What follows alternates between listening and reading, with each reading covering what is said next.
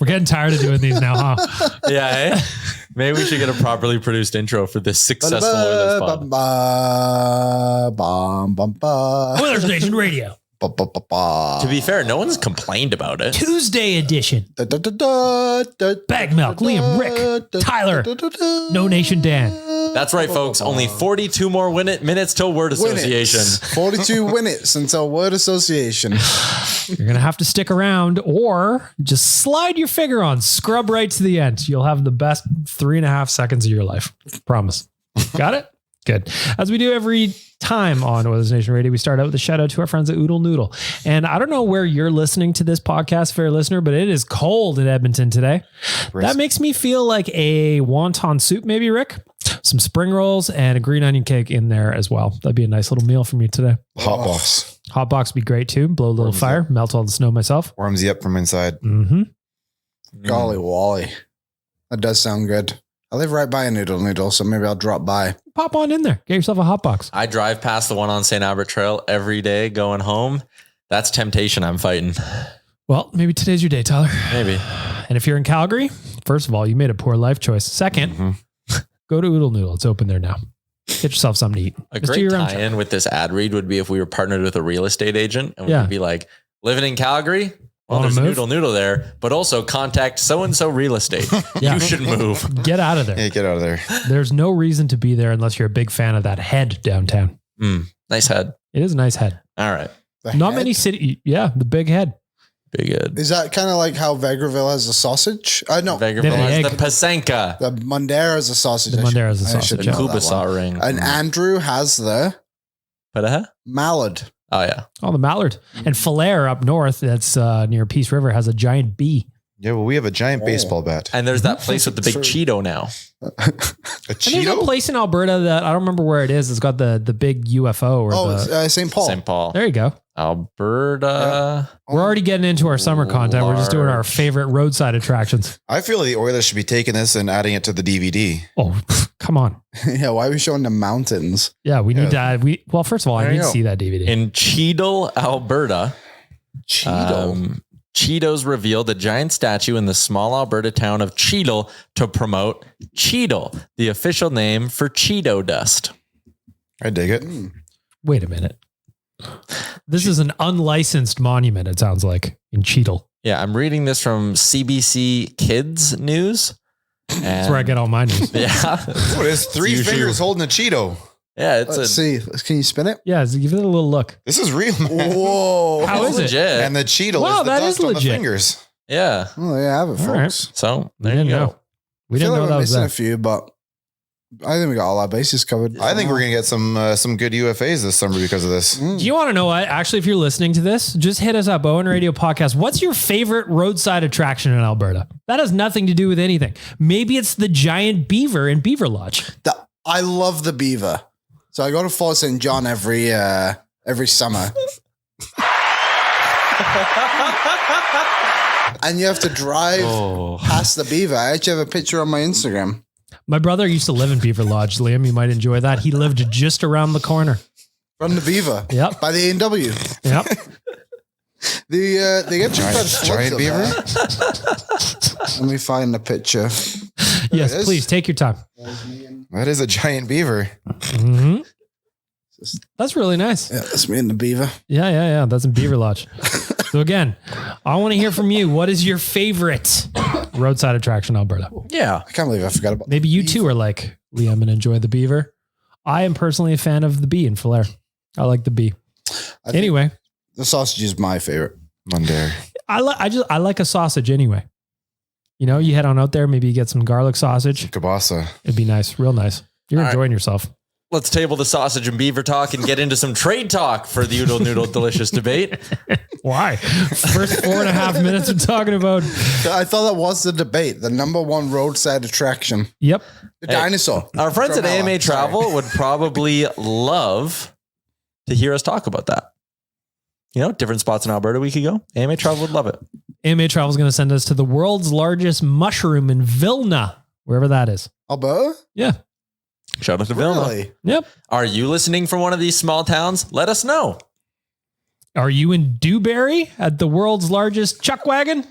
You know what would be a great summertime contest, we're taking this thing on the road and we're hitting up some of these places. We could do that, but also we should do like a contest where if you're from one of these small towns, like post a picture of you in nation gear in front of one of these things. Oh, totally. Amazing. Easy. That'd be and great. the winner will go. The winner and we'll do a gets show by the winner gets to cool go with Liam for the cheeseburger of his choice at a minor hockey rink. Yep. I was just thinking about that before. It's coming to an end. The rankings of the cheeseburger is coming to a close. Hockey season is almost done. I don't know if I've got many left. Well, then I say we got to do some kind of off-season like amendment, like take a right turn where now the cheeseburger review lives on, but it doesn't have to be in a small town rink. It could be like maybe you're at K-Days. Go to a Riverhawks game. Go to a Riverhawks game. Grab yourself a burger. A taste of Edmonton. Yeah. It'd be cool. There you go. Tyler, back to the delicious debate. 6 minutes in now. Let's go. There has been a big trade in the NHL since we last recorded a podcast. It was the Toronto Maple Leafs trading a first, a second, a third, and a fourth round pick to the St. Louis Blues and kind of to the Minnesota Wild in order to get Ryan O'Reilly at 75% retained. I've got the full trade here, Tyler, if you mind. Okay. The Blues receive a 2023 first round pick, a 2024 second round pick, and the Ottawa Senators 2023 third round pick, plus Toronto Marlies forward Mikhail Abramov and Adam Gaudette in exchange for Ryan O'Reilly at 50% retained and Noel Achari. Meanwhile, in addition to this, the Minnesota Wild are retaining 25% of O'Reilly's cap hit in exchange for a 2025 fourth round pick. There you go. I got you, Tyler.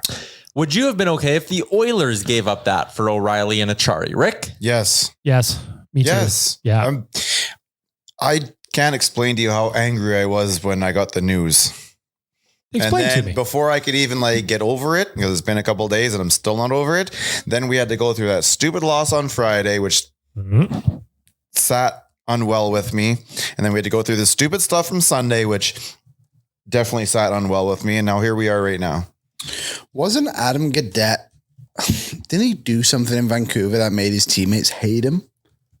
I don't know. Oh, I'm sure that happened. Probably played in Vancouver, you know? I'm just sure was a Canuck. To be fair, JT Miller hates everyone, so it might not have been Gaudette's spot. Mm-hmm. I can't remember what it was, but it was He definitely was rude to quads, I heard. Yeah, maybe that was it. Yep. Anyways. Yes, you make I that think it was a COVID trade. thing, sorry. But yes, you make that trade. in on the trade. I think the players they actually put in there were literally just contract dumpers. They were. Like they had to just switch the contracts around. Picks, who cares? I'd rather the Oilers trade all their picks than start trading Borgo and Schaefer, to be honest.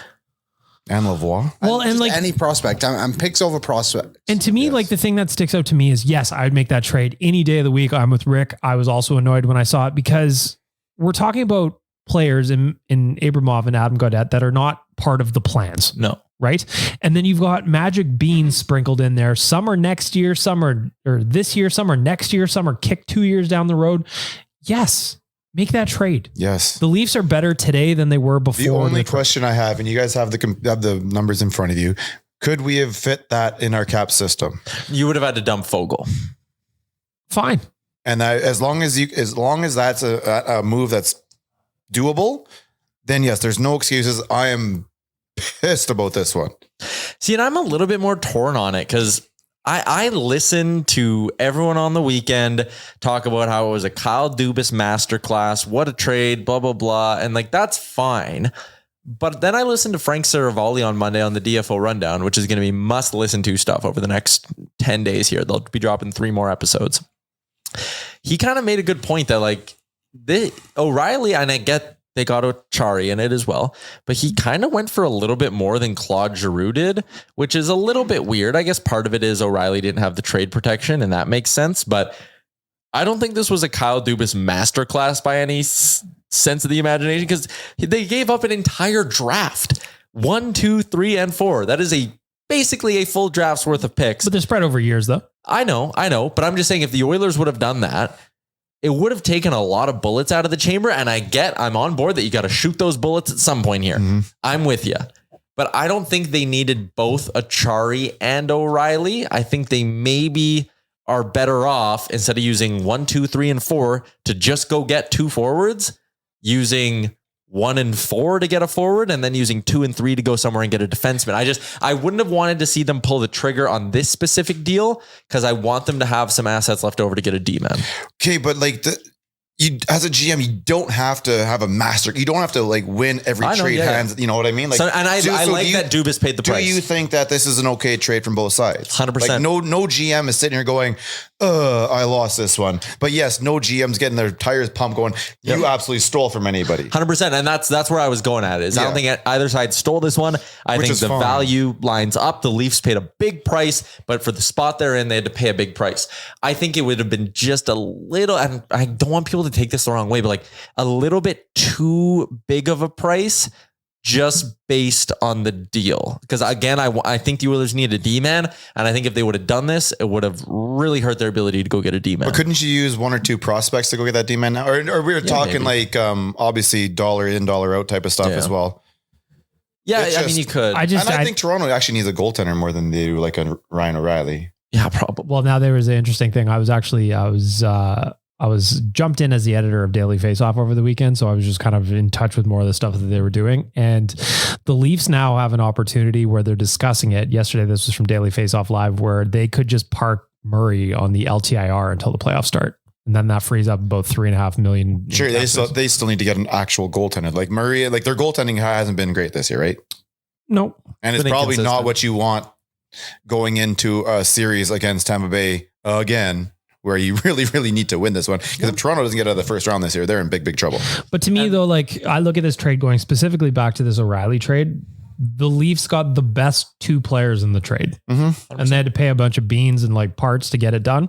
That's a win to me. And I think if we did this, we brought in those 2 players, we are one secondary defenseman away from being done. Yeah. Like, cause then if the Oilers could have pulled off this trade, all of a sudden your third line center is locked in. You can move Nuge to the wing, just park him there. Ryan O'Reilly's set. You're good. He's going to go out and win the draws for you. And then you got Noel Acciari as well. And then you can use some of the other pieces to go acquire a D-man and make like a Kulak-esque trade. And don't forget, those draws have been killing us the last couple of 3 games in a row where the Oilers have gotten scored on immediately following a lost draw. Very aggravating right now. I just think they got to stop icing the puck. Sure, but the puck's going to get ice. You're going to have face-offs all over the ice. Sure. Like whether it be you iced it or the goaltender grabbed it and froze it, you need to start winning draws. You need to win draws in your own end. You need to win draws in their end on the power play. And we're not doing either of those right now. Yes. And it's frustrating because we only really have one guy to take draws. It's Leon and Leon and Leon. And sometimes Derek Ryan if it's on the right-hand side, but on the power play, it's not him. Well, and like in OT, the winner came, Nuge lost the draw, clean back. It's in the back of the net. Mm-hmm. Yep. If O'Reilly is in Edmonton, he's out there taking that draw. If O'Reilly's in town, we're not going to overtime. Well, yeah, you probably don't want him out in the necessarily on. But we're not going to be 3 on but like if he's on the draw, we're going to take care of this in 60 minutes. So to answer the delicious debate, yes, I would have made that trade all day, every day. I would have too. I think it just gives the Oilers so much flexibility in the forward group. Yeah, it would have solidified that. Imagine 11-7 and you have O'Reilly on one of the 11 as well. The things you could do would be and then you could try and get your forward group would just be so dialed in at that point. Here's a question I'll float you guys that's a little bit more Leafs based, but they have to go into a series against the Tampa Bay Lightning. Do you like their chances significantly more now in that series, or is it not really because of their goaltending? See, so that's my point almost with O'Reilly is like, for the Oilers, would you have liked their? Maybe it's true. I think our chances would have went up because I think our goaltending is a lot more solidified than theirs. Well, hey, listen, I understand they're not playing. I understand it, and Skinner, I don't think has played in feels like a month, but 9 days. Yeah, it is what it is right now. But there's the 5 guys in front of them aren't helping out. So those draws right off the goals right off the draw are not helping. Yeah. So again, 3 games in a row. And like, it's funny because I talk about face-offs every wrap up I write, and I've written them for years now. I always talk about face-offs in there. And sometimes I get shit on like, oh, well, face-offs don't really contribute to goals, blah, blah, blah. It's like, if the play is starting, you want to start with the puck. I don't care where you are on the ice. Full stop. Mm-hmm. Sometimes they end up in the back of the net. Most times they don't, but sometimes is too many for me. Having possession is way better than not having possession. Yes. What are we talking about? Anyway. ON Radio Podcast. Hit us up on Twitter and Instagram. Would you have made that Ryan O'Reilly, Noel Acciari trade? Again, here's what it is. The Blues received a 2023 first round pick, 2024 second round pick, the Ottawa Senators 2023 third round pick, plus Mikhail Abramov and Adam Gaudette. And then the Wild received a 2025 fourth round pick. Who's the new Ryan O'Reilly now? Who is the new Ryan O'Reilly, Tyler? Nick Bukestad. Well, so that's the issue is when you look at Frank Saravalli's trade targets list and you go from, because now we also know, and we didn't know this Friday, Jonathan Toews isn't going to get moved. Right. That's kind of the guy I was holding on to hope of. He could give them an O'Reilly-esque boost and not cost anywhere close to what O'Reilly It was going to be those two guys who had some value to their names. And then after that was going to be, it's a big fall off. So now you're looking. And Frank said on Stauffer's show this morning that it's like 60-40 that Kane stays in Toronto or stays in Chicago. Yeah. So the next two centers kind of on the list are Nick Bonino out in San Jose, a guy who spends his summers in Edmonton. And even though he's American, this was a summer chat. It was a summer chat. They did have a couple years ago, right? A couple of years ago before he signed in. I feel like we've done this before. That's an interesting one. And the other one would be, like Liam said, Nick Bukestad. Tyler Mulick is a everyday listener of Oilers Nation every day. He describes Nick Bukestad as long Derek Ryan. Yeah, let's do it. Every scores on the road. Well, listen, if we could get one scoring at home, the other one scoring on the road, double whammy. Easy goes. I thought Leon and McDavid was dangerous. Mm-hmm. And Bukestad's been scoring at a decent rate this year. He's only 30. Super cheap too, is he not? $900K, and he shoots right, which is something they need. So really, we're getting to a point now where the big names, the flashy names, are kind of off. Like we're scraping the barrel. Carl's still out there. I get that, but I mean, we're back to scraping the barrel. but we're going to be bringing in like Kulak-esque players, some guys without big targets on their name, like quietly come in and do their jobs properly is all we really need out of them. It's not going to be a flashy name or a flashy for resume. Centers. Yes, forwards. Period. For wings, there are flashy names out like there. Patrick Kane. Oh yeah, he's. Yeah, I kind of like all round players. I want someone like you're right. PKs, like his defense zone starts. But Patrick Kane, 5 goals in his last 2 games. Come on. Here's something else I'm kind of intrigued by. And Original Puzar, correct me if I'm wrong, but a guy like Nick Bukestad, $900,000 against the cap right now. A guy like Luke Schenn in Vancouver, who is being held out tonight and is actually flying back to Vancouver because apparently they're working on a deal. He's only set $850K against the cap. If they were to get retained by half, you would have, if you were to acquire one of those, either Schenn at $425K against the cap and Bukestad is $450K. That really helps your cap picture to have a guy against the cap who's like below league minimum. And that right there might be worth looking at. Could you imagine players at $1 million? That's what they did with Derek Brassard last year, right? Yeah. But like if you could swap Warren Fogle for Nick Bukestad, you're creating a lot of cap space, and that could go a long ways. And I like the lefty-righty swap too. How much money do the Oilers have today available? I don't think any. There's got to be a little bit. Well, they're an LTIR, right? So their projected deadline cap space, according to Cap Friendly right now, is $562,000. I'm not sure how that number is calculated. Sorry, dollars or $1,000? About $500,000. $1,000. So they could afford one of those guys at half price. Yes. So they could have they could have 21 players on the roster. You could probably. Oh yeah, now we're cooking, baby. You could bring both of them in and send down Devin Score.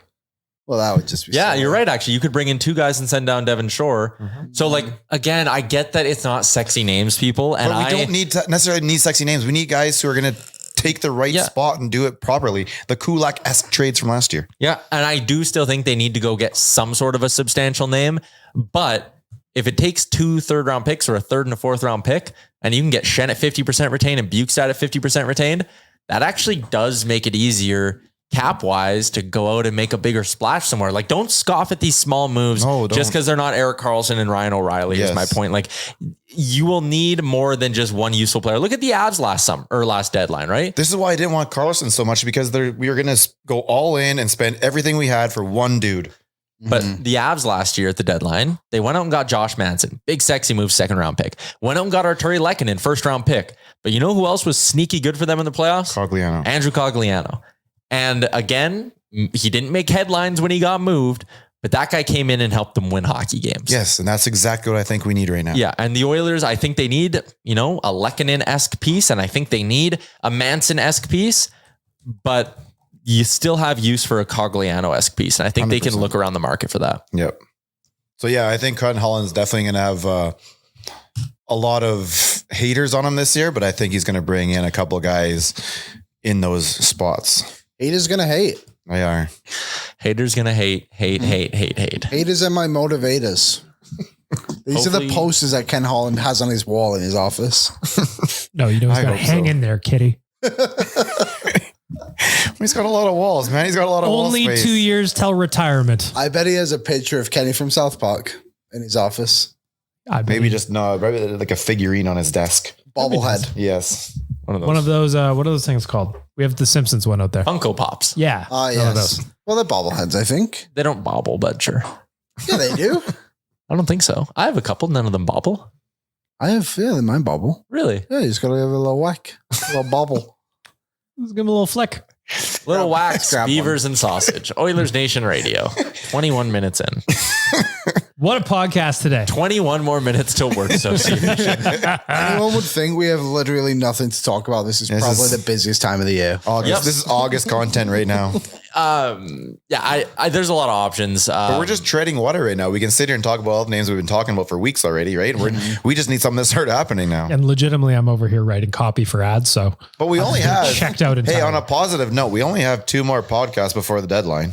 Well, I thought the deadline and then one right after the deadline. March 3rd. March 18th is the Oilers Nation birthday party at the Pint downtown. Get your tickets now, nationgear.ca. Look what I did there. The 15th anniversary party is happening at the Pint downtown. We are going to be raising some money, Tyler, for free play for kids. We like to party. We like to put a charity angle in there. We like to smash them all together. Join us in celebrating our venture with a blast from the 2000s inspired bash. I got some more copy to rewrite here. If you buy a ticket at nationgear.ca, you'll get a swag bag. You'll get entered into all kinds of draws. We've got all kinds of things going on that day. An exclusive birthday bash team. And a drink. Could be a beverage. Could be a beverage. Allegedly. We could buy you a beverage, allegedly. In our opinion. Perhaps. Drake will also be there. That is Drake's going to be in an event one. Drake will be there. Don't hold me to that. Well, you made friends with him in Toronto, right? Well, yeah, it's right after. So we just got to check schedules. Yeah. Got to make sure. Come on back over here. He'll be fine. We'll be back on the OVO on the PJ. Can I run a hypothetical trade past you guys? Yes, please. Here we go. Nationgear.ca, get your birthday bash tickets, please. Thank you. Tyler? I really like the idea of getting Matthias Ekholm. Mm-hmm. Okay, I like it too, but walk me through the math on it. I like the idea. Lefty, right? Bob Stauffer's brought this up too. Because he's got 6.5, if I remember correctly. I'm doing this off the dome. 3 years to go. He's 6.25. Okay. He's a left D man who can play his offside well, apparently. And he's got a great beard. Great beard. Thank you. Tough as nails, 32 years old. In the first year of a 4-year extension, is reportedly on the block out in Nashville. What if you could get him and Tanner Jeannot in the same deal? Tanner Jeannot, bottom 6 winger, scored 20 goals last year, having a down season. Preds are apparently scared of what his arbitration case could be. He's 25 years old. Oilers could bring in a guy like that, make them tougher to play against in the bottom 6. He can play left or right wing. What would you have to give up in this hypothetical scenario, in your opinion? Barry. What else? If the Preds agree to keep 2.25 of Ekholm, let's say. So he's now a $4 million D-man for you. 30%-ish? Yeah. But like, how much are you going to have to pay for that for 3 years, I wonder? Would you give up to get, again, Ekholm and Jeannot, 2 firsts, Borgo and Puljujarvi? 2 firsts, Borgo and Puljujarvi. Gets you Jeannot and Ekholm. And Fogel's got to go on a separate deal to make the money work. Jeannot is a lefty, by the way. He's a lefty, but he can play the right wing. Okay. Ekholm's a lefty. Did you know he's a lefty? Did you know not? No. We'll cut that. Edit it out. All right. Would you do it? 2 firsts, Borgo and Puljujarvi? Or is that way too much for a second pair D-man and a bottom 6 forward? It seems like a lot. I think that's too much. But you got to give up that second first because they're going to keep 2.25 for 3 more years. Like, which defenseman gets pushed to the top 6? You'd run 7D and Vinny would get sent down. Dehane. Yeah. You're going to send down Vincent Dehane. How are we going to win a hockey game again, Tyler? yeah, it's worth asking. It's worth noting Liam is being sarcastic.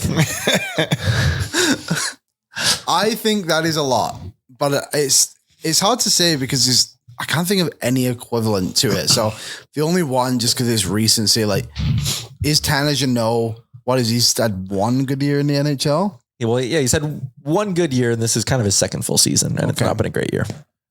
I don't know if I would give it 2 firsts and Borgo. But you're getting assets that you're going to use for a bit, right? This isn't a rental thing. Both these guys are going to help you this year, next year, potentially the year after that, potentially the year after that. Well, you said Jeannot is an RFA, right? Yeah. And you're worried about his arbitration, so he actually may not stick around if we lose that, or if that arbitration is not. But if you're moving Puljujarvi and Fogel, the Fogel money for next year, you can just throw towards Jeannot. Yeah. I might do like a first, a conditional third to be like, if Jeannot signs, can you do that? I don't know. I don't think you can do that anymore.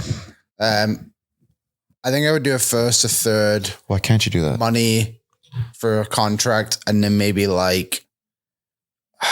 What do you mean you can't do conditional I might thirds do like anymore? a Savoy. No, I think a condition based on signing. It should. Be I think fine. original Puzar said you're not allowed to do that anymore.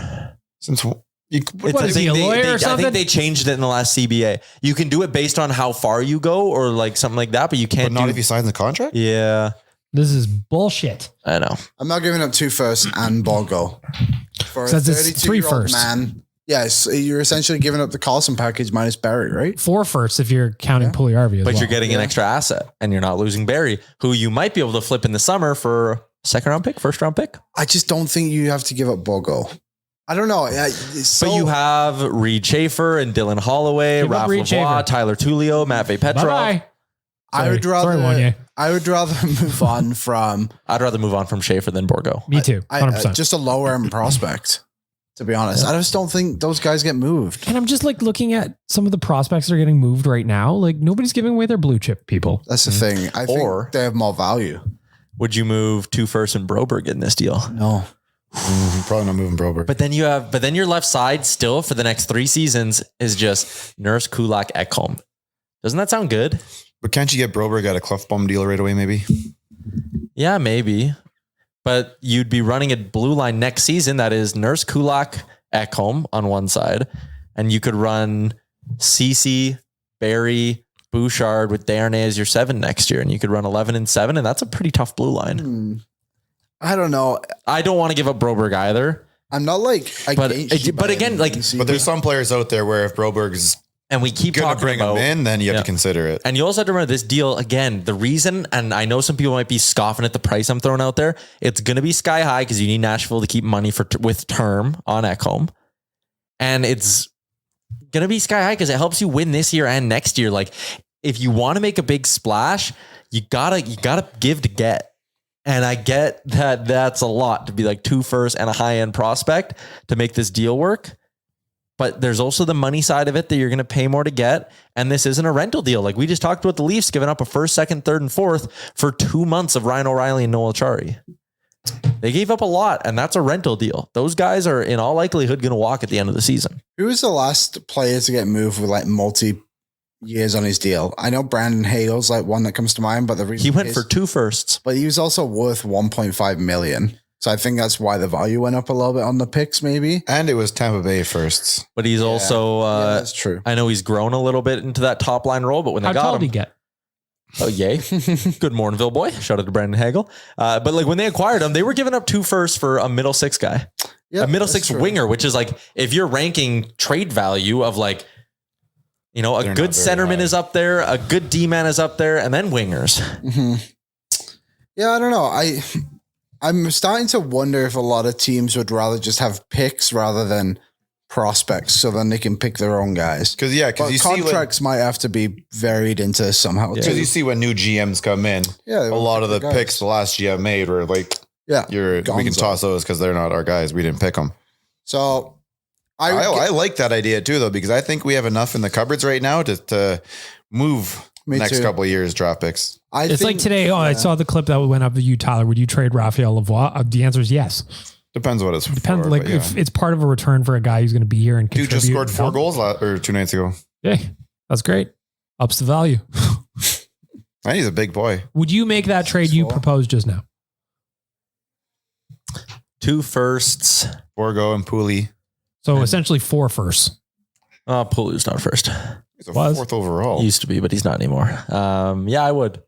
I think that's the kind of deal that can help you for a couple of years. And it makes you better this year.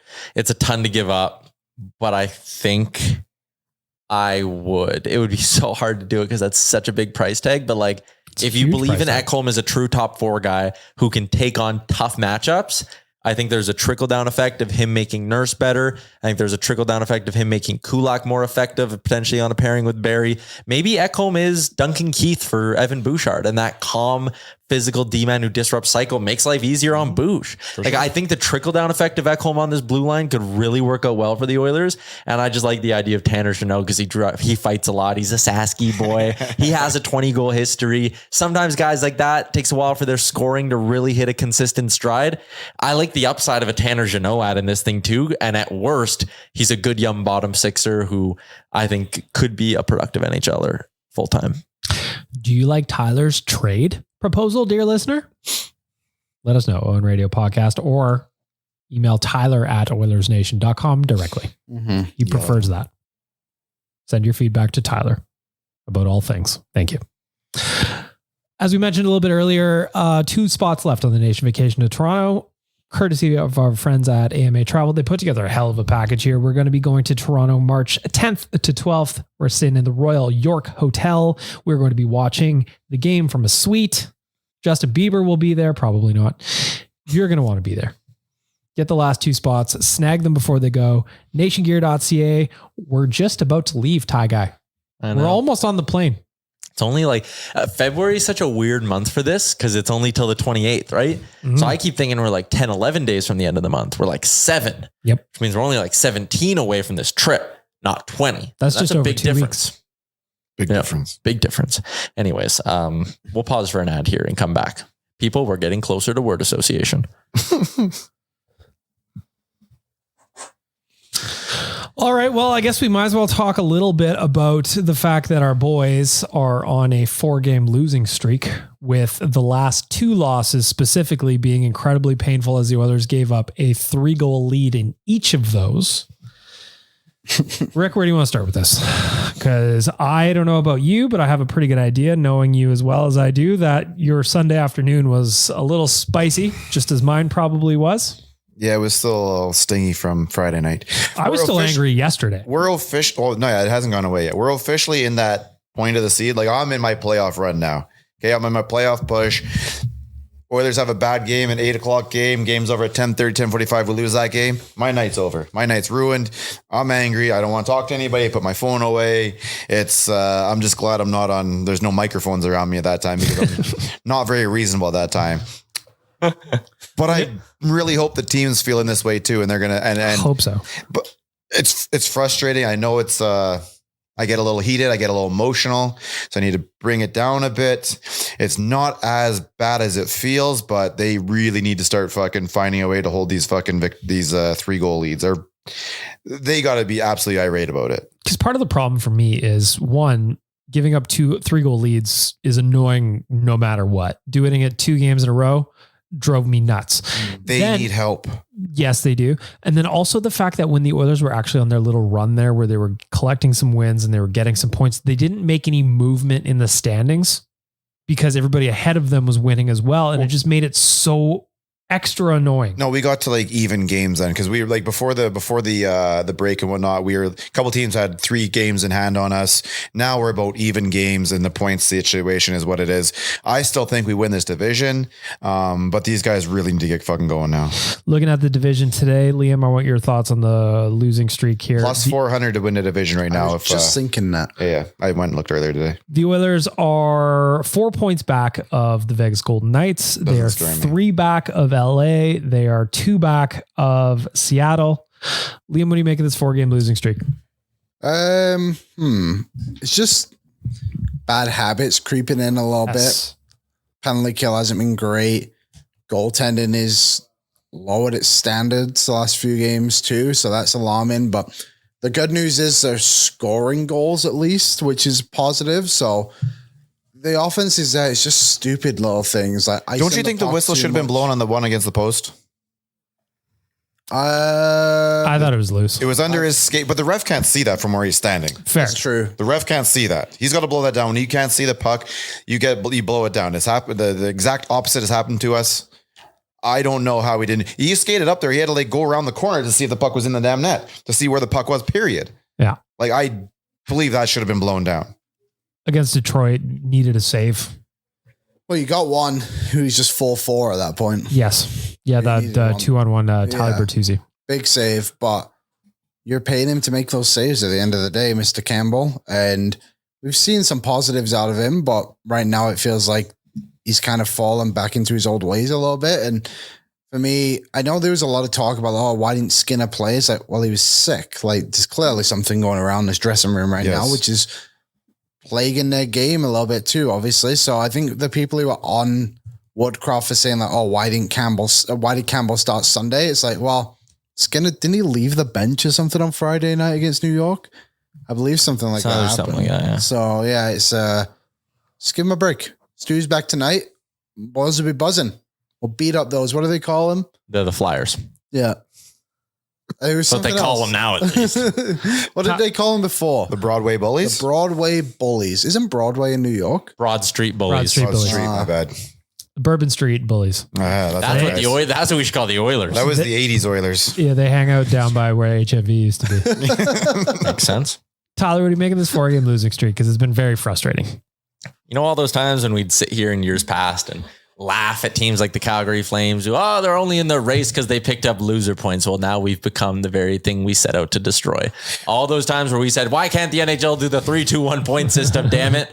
We were doing that before Calgary was, but yeah, I get it.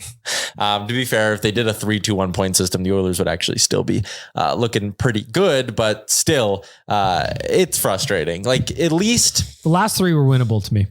At least we're 4 in a row that we've lost, but we're still only 2 back of Seattle, 1, LA. Like, we're only 4 back of first, right? So it's not the end of the world. It's not as bad as it feels inside of me right now, but there's 2 ways this stretch. So I think we'll look back at the end of the year at January and go like, that's the stretch that turned around our season.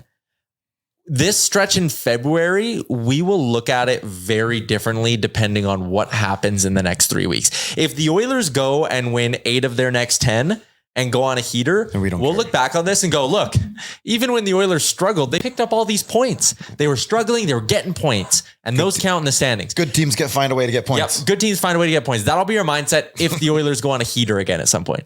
If the Oilers slip now, and maybe they start losing some games in regulation and they drop 4 of their next 6, we're going to sit there and go, how did you miss all those opportunities in February? Good teams don't let those points slip. I think that's just me making a comment on it. True. On how we'll read this thing with hindsight. But this stretch, we'll look back on it totally differently depending on what happens in the next 2-3 weeks here. Well, let me talk about the next little bit here for the Oilers, because it does not get any easier for the boys after this week. They ramp up the week here. They got Philly tonight. They've got Pittsburgh. They're in Pittsburgh on Thursday, and then they got another matinee in Columbus on Saturday. So to me, you got to win at least 2 of these 3. And I still think you can beat Pittsburgh as well. I do too. Then on Monday, that's the 27th of February, you've got Boston, then Toronto, then a home and home against the Winnipeg Jets, then Buffalo, Boston, Toronto. And that is the deadline's in the middle of that too. The deadline is on the Friday, the 3rd, where they are playing at home versus the Jets. And then on Saturday, they're playing in Winnipeg. So those could be 2 interesting games if we make trades, in which case, a couple of guys leave the roster. Then all of a sudden we're at open spots because the new guys can't get here yet and blah, blah, blah. So I'm looking at goodness we're not in Winnipeg that night and we're at home instead, because how would they get there? Yeah, it's a long bus ride. Some of these guys will have to take a long bus ride. You get trade for Anaheim. That's the overnighter, long bus ride. Because in Winnipeg's a fucking good team last night. And they've got Connor Hellebuyck is playing out of his mind. Did anybody watch their game against the Rangers last night? But they got the Rangers at the end of their trip too. That's fine, but they're still playing on the second half of a back-to-back. Hellebuyck stood on his head. Still came out with a 4-1 win. They have a really good goaltender there, and if you have that goaltending, it really feeds your players. Consistent that goaltending too. It's not just like up down. He's just static. So Tyler, you got a tough run coming up here. A lot of games that they're against opponents that are either A, contenders, or in the mix, B. Good. I hope so. Good. We don't need more games against Detroit. We need more games against teams that are in the fucking playoffs. This way, these guys look at themselves in the mirror, look at the guy beside them in the dressing room, and they hold each other accountable.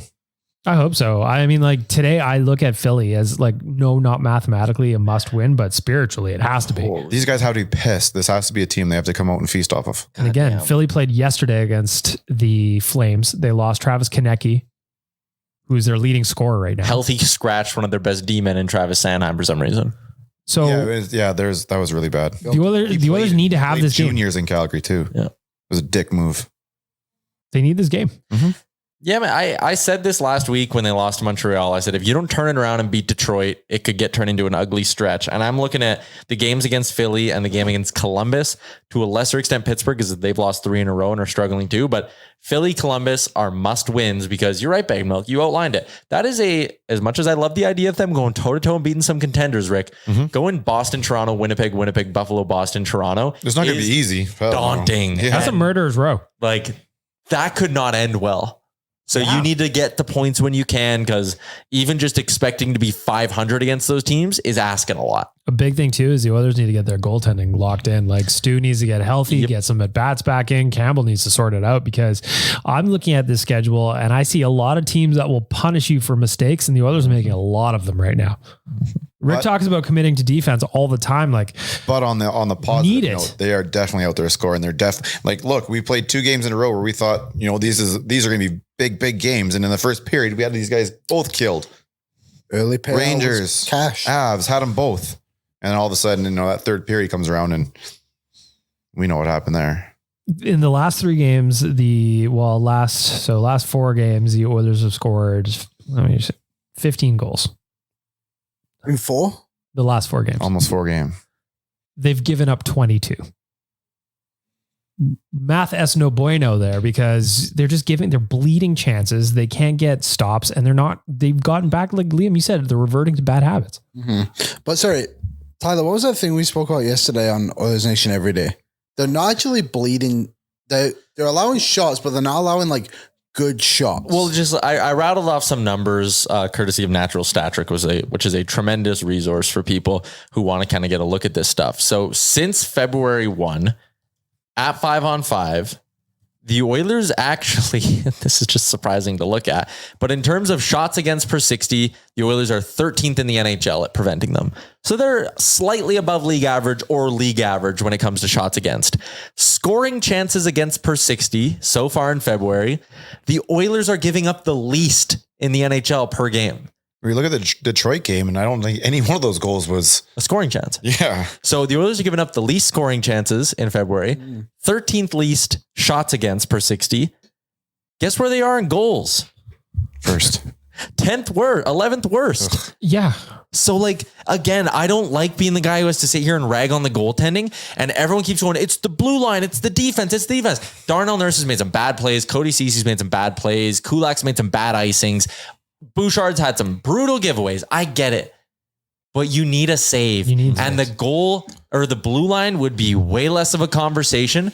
We'd be sitting here talking, look at that. They're preventing shots like crazy right now, preventing scoring chances like crazy. If you got a save, and I know it might not be the best thing to sit here and roast Jack Campbell, but you cut a check for $25 million this summer to fix your goaltending problems, and you didn't want it to be as much of a roller coaster as last year. And I'm sorry, but it's squarely on Jack Campbell at some point to figure his stuff out. For an example for this, that when it worked was when the Oilers played Calgary. I think it was the last time they were in Calgary, and Skinner made 46 saves or something like that. What was it, a 3-1, 2-1 game or something? None of those were really massive chances, and the blue line made a lot of shots from the outside. And Skinner just made the saves. Mm-hmm. And then you came away and it's, Skinner had 46 saves. It's yep. And probably about 3 of them were difficult. That's actually been Calgary's MO this year. Yeah. Shoot from the parking lot, and you keep looking, they're tops and expected goals and all this. And it's none of these chances are actually quality. You're just shooting from the outside a lot. But anyways, I just think Campbell, I don't know. I saw someone yesterday on Twitter making a point about how disappointed they were in Campbell. And I thought this was interesting, but we've seen he's had to change his pads. He's had to change his glove. Are there new pads we can try? Well, the point is, I think Oilers fans have a bit of a reason to be irked because you cut a check for $25 million and this guy didn't have his gear sorted out to start the year. I don't know. The same thing happened though down south with Markstrom in his first year, right? Yeah, I know. And maybe not like padding and blah, blah, but goalies gameplay or quality. It can be a bigger adjustment, I think, than some goalies maybe think in the NHL when you haven't switched teams at that level. But he definitely needs to like figure things out going forward here. Or they just got to run with Skinner and let Skinner get hot. Because at this point, I'm only confident in Skinner's ability to get hot. Too. I think you just kind of got to run with Stu a little bit, though he has been inconsistent over his last 5 starts where he had an 875, then a 931, then an 889, then a 972, then an 800. So I think he probably just needs to get back in a rhythm of playing. Yeah. But at least we're getting every second start that's like 930 something or better. Like with Campbell, it's like 905, 820, 908, 840. Which doesn't make sense in this. Sorry, what were the games connected to the numbers at Montreal, Philly? So 875, that was the first, that was January 9th against LA. 931 was against Vancouver. 889 was against Columbus. 972 was against Philly. And then the 800 was against Montreal. Right. Okay. Oh, you had a big one against Philly last time, right? So let's see it again tonight. Yeah, like we just need him to do what he did against Philly last time again today. Unfortunately, we need Carter Hart to not do what he did last time today. Mm-hmm. But again, Philly played yesterday in Calgary, beat Calgary, by the way, lost their highest scorer in Konecny. So we'll see what happens. Has to be a win. Score prediction, Liam? 5-2 power play into net. 4-2 win, Rick? I'm going to say the streak ends tonight. 5-0 Edmonton. Oh, yeah. Tie guy. 4 Rip Boyle. Yeah. There we go. I'd like that. Let's go. Don't just do it for yourselves, but damn it, do it for Gavin, the intern. That guy wants a shutout so bad. He wants a shutout more than he wants a job here, I think. True. He wants a job here a lot. But he really wants a shutout. Smart. Really wants that shutout. Really wants that shutout. You know what I mean? Yep. All right. Well, Tyler. Finally. The people have waited 47 long minutes. 47 minutes. You should try being on the show and waiting for it to come around. It's like, you know what it is? It's Christmas morning every Tuesday afternoon. You just got to get through the first 48 minutes of our bullshit. And we'll come back with some word association. But first, some reviews. Yeah, I was going to say, please read the reviews. Some reviews.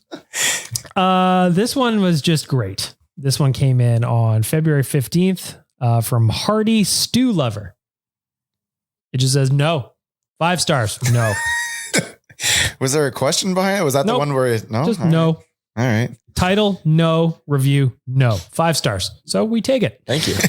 Also on the 15th, real review from Real Guy.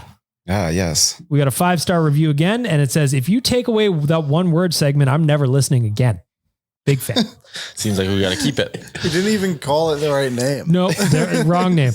Big fan. That's a sign of a good segment. Yes. Very fitting. Last 5-star review. This one came in on February 16th from Maverick Mechanic 88. Just says more Liam. Kill word association, more Liam story time. Well, at least he got the name right. I feel like this I feel like this summer we can have story time with Liam. I could fill a full hour if you want. We could do like a little like intro music, like ding, ding, ding. Or you're just going to have to make your own intro music. Yeah, don't worry about the intro. I'll come with it every show. Liam, do you have a quick story before word association? Yeah, I met a listener of the show actually the other day. Whereabouts? Landmark Theaters. Oh, what'd you go see? Ant-Man. Did you have to watch it in 2 sittings? No, this was one full sitting, but I did watch Cheaper by the Dozen 1 and 2 sittings yesterday. So, and I've started part 2 today, and I'll finish that later on. Back to the listener you met. How'd that go? It was awesome. He was grabbing his popcorn, and he left the door open for me, and I grabbed it, and I turned around, and he was still there. He's like, "Are you Liam from Oilers Nation?" And in my head, I thought, I wonder how he knew. And I was wearing the same hat that I wear all the time and my Neon Leon sweater. Well, I was like, yep. And he's like, I wondered if you would be here today because you spoke about Landmark Theaters at one time on Real Life. His name was Michael. So shout out Michael. I hope you liked the movie. It was fine. I put it number 19 on my Marvel cinematic universe rankings. Oh, we're definitely going into that this summer. 19 of 31. Yeah, we're gonna deep dive on that. What'd you get for snacks? Well, I actually had a pass. I got a pass for Christmas, so I got obviously 2 tickets. I got 2 drinks. I got a Coke Zero Sugar with lime and popcorn, extra butter, despite my dairy allergy. Committed. That's to the not game. real butter though, so you're probably fine. Yeah, there's no dairy in Still there. couldn't breathe. I like how you but go it was sugar fine. free for the pop and then extra butter. I gotta balance it. Yeah, it makes sense. Life's all about balance. It's Make like sure- his burger and fries today. He went up and down the stairs like 6 times looking for it. yeah. Good movie though, not bad. Don't listen to the critics, people. Although you still gave it number 19 on the rankings. Of 31. To be fair, it's 31. So, well, fair. Okay. Bottom half. Tyler, They'll be 40 soon. I know you've been waiting. Yeah. What is the order and what is the word number 1 for word association? We'll go Rick Liam Bag Milk. Okay. Big pressure. Here we All go. right. Word association number 1. Leon Draisaitl in the shootout. Frustrating. Silly. Clapper. Embarrassing. To be honest, can I tell you something? Sure. Podcast confession. I think the slap shot on a breakaway / penalty shot shootout is hilarious. Just hit the net. Just got to hit the net. Gotta hit the net. Miss it, firing it 3 feet wide ain't the move. No. You know? All right. Back to you, Tyler. Jack Campbell right now. Loose. Silly. Hang on. Boy. Oh boy. Oh boy. Oh boy. Wildly worrisome is where I'll go. One word on how you're feeling going into the trade deadline. Hopeful. Silly. Queued up. Yeah. Like, I just want to say I'm not confident at all. That's more than one word. I just got a feeling like by the time we wrap and you finish up Daily Face Off, DFO Live, the deadline show, Yeah. we're just going to be pissed off. That's what I think. That's more than one word. I'm on edge. The Oilers' chances of winning the division still. 100%. Very good. Certainty. Sub 50%. Oh, how dare you? Oh, Mr. Negative. We need someone to balance us. It's okay. Like the sugar-free pop and the extra butter on the popcorn. I like how you're just like, I'm allergic to dairy, but I'd like to pack as much dairy into myself as I'd like. Today I had a coffee with cream and I had cheese and toast and then I just had a cheeseburger. Sounds like you're not allergic to I dairy. literally had to run around the office asking for a reactant. It's true. Like, can't breathe properly. But it's so Stop good. eating it. So good. How am I Okay. supposed to have pizza without? Committed to the game. Yeah, you just have just the dough. That's all you get. Yeah. A little sauce. Nope. What else you got, Tyler? That's all of them. That Oh was my your Lord. 1, 2, 3, 4 questions. Hope everyone enjoyed that. I like how there's no intro or outro to it. No. I was All right, actually what thinking, else you got? Nothing. We're done. would it Not pay make attention? this segment better if we had like a little music bed underneath it, like a dun, dun, dun, dun, dun, dun, dun, dun, dun, something like that? Feel like Liam could probably do that. No, like I'll get an actual one. Ooh. What do you Hang mean on. actual? Let's try a new word. Tyler, think of a bonus word here. I've got something. I've got one. Okay. Okay. The theater. Okay, hang on. What? Theater. Film. Tyler? Hey, you're one of The worst. 12 That's listeners. just the old real life. Boring. The worst. Yeah, I'm not a movie theater guy. Well, I was going to ask what kind of theater you're referring to. Movie theater or like, Well, I mean, either one, I guess. I saw Yeah. Shakespeare in the Park in the summer in the theater. yeah, that's That not was really my thing. boring. So going to the movies. I love It makes me think of a matinee. I love a good matinee film. I love going on like a Sunday, a matinee. There's nobody in the theater. It's nice and quiet. The other day, Andrea asked me, she's like, have you seen the new Jurassic Park movie, the third one? I was like, yeah, I went to the movie. She said, oh, who'd you go with? I was like, no one, you wouldn't go with me. The Oilers. I respect that. The Oilers have scouts watching New Jersey and Montreal tonight. See, What players? Tell me what players we're watching. If it's Montreal. Edmondson, I'm gonna fucking shit a brick. Yeah, I'm going to lose it. how about, If it what? If it's Edmondson, isn't he injured? Oh, even Stauffer said on the radio today that he's pretty much like no one's even looking at him now because he's got back injuries. That's not even a thing. And Gavrikov is kind of off the radar too now. well, it looks like he's going to Boston anyway. I can't believe a first round pick was in play for Joel Edmondson. Yeah. It was being Unbelievable. spoken about. I don't know if anybody was really willing to How buy. is that being spoken about? Like, I just don't get it. Like, how is that the market? Where it comes from, though, isn't coming from a GM. It's coming from some guy out there who just like starts running off his fucking. But I just remember when the first My round sources pick say truly meant something. Like right now, it just feels like a first round pick just gets tossed around because it has this value, but really, like, I feel like the value is actually getting deflated so much because every single player is now worth a first round pick. We're essentially just the NBA slowly. Like the fact players are getting discussed now, traded. I mean, I like it. I'm not saying I don't. Well, they do. But like, how long ago? They do take contract length into accordance too. That's what I mean, though. Like, it wasn't that long ago that Matthias Ekholm his name would have never been whispered around the trade deadline because he had 4 years left on his deal. It's just weird. I don't like the Parayko thing, though. What did I call him? You said his name wouldn't be whispered, so I'm whispering it. And then like Parayko, he just signed a new deal.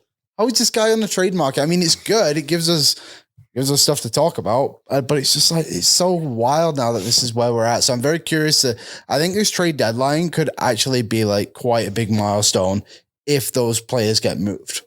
That's Carlson too. Fair. That's If they get moved. If they don't, then we're going to have to reevaluate. So we got to do. But is this the NBA? Maybe. Not yet. I hope so. No. Maybe we could start trading for guys from the NBA. The Oh, only that'd good be part good. about the That'd be NBA good. was that they were moving picks from 2029. No, actually, the best part about the NBA is the ability to buy out players mid-season. I love that.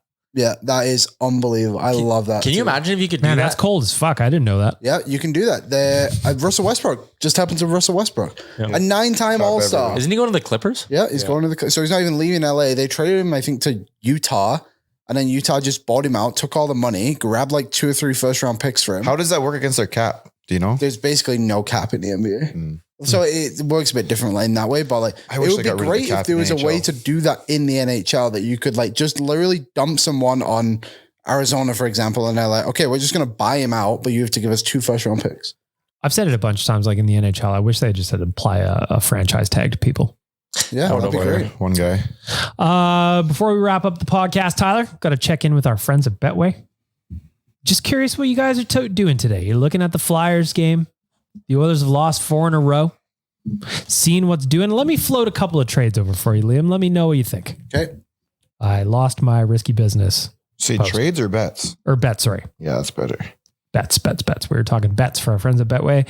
Provided that you are of legal gambling age and you do so responsibly. Number 1, this is my easy money bet for the day, Liam. Okay. Over 62.5 total shots on goal, minus 118. Hit. I just took the Oilers at 35 plus. I've also got that one. Yeah, I like it. Number 2, he only has 1 goal in February, which is wild to think about. But I've got Connor McDavid over 1.5 goals at plus 400 tonight. Plus 400. Mm-hmm. Yeah, that's got to be the most realistic number I've seen for him in a long, long Me time. too. Yes. Usually it's something like plus 137. Yes. So plus 400, Connor McDavid over 1.5 goals. And then I've got Zach Hyman over 3.5 shots at plus 105. Tyler, what are you betting on today? That shot one, I think I'm going to do McDavid shots. That'd be a good It's one. 4.5. Oh, Keeps hitting 4.5? Plus 110 for 4.5. Come on. That's one of those things where it's just, who else gets a 4.5? Like Line A in his best days wasn't it's like getting 4.5. Meyer. Timo Meyer does David right now. Pastrnak. Yeah. Pastrnak is the, 2 behind Connery. most. Connery's gotta get going here. I think he's hit the most shot props in the NHL this season. Which is Pastrnak? nuts. Yeah, because it's always 4.5 too. He just hits it. What are you thinking today, Liam?